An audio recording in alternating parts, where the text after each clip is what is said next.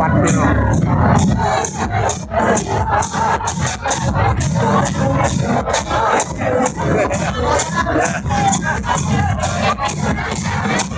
นี่พวกกองบุญพี่น้องหนาวของที่เลื่อนกันแล้วแอร์ของบุญป้าก็จะขึ้นรถเพื่อพี่น้องเด้อหมอนนี่ครับเป็นรถตึ้งอีกเลยหมอนนะหมอนลาย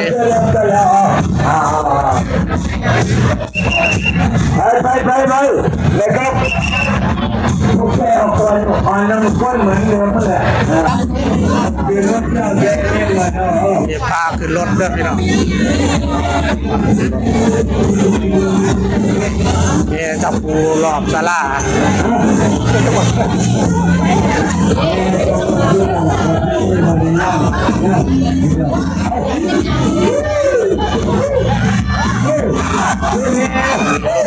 ถสิ่งกำลังจะออกมามีแอร์ของคุณบดปลาบดไหม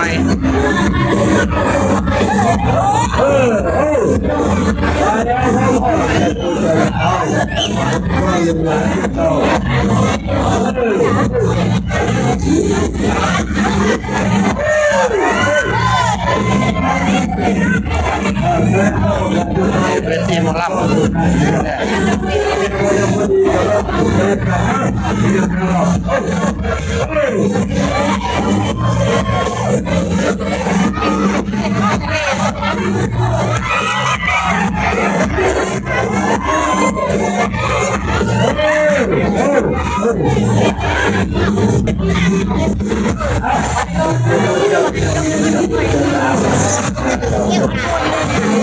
แกก็รอบศาลาพี่น้อง